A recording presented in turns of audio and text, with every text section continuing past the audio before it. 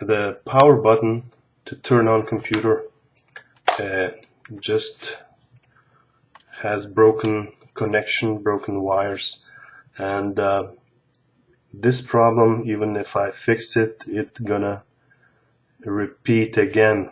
So it's not a good decision to put the power button on the movable parts.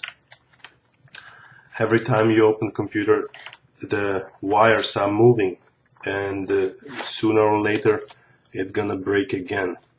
So I'm gonna relocate that button in here, and the customer will not have such a problem ever again. Fixed the power button. I relocated to this location, and everything went okay. Everything is working now. We can check by pushing it. You see the small light is here. The computer starts up. So this problem is solved.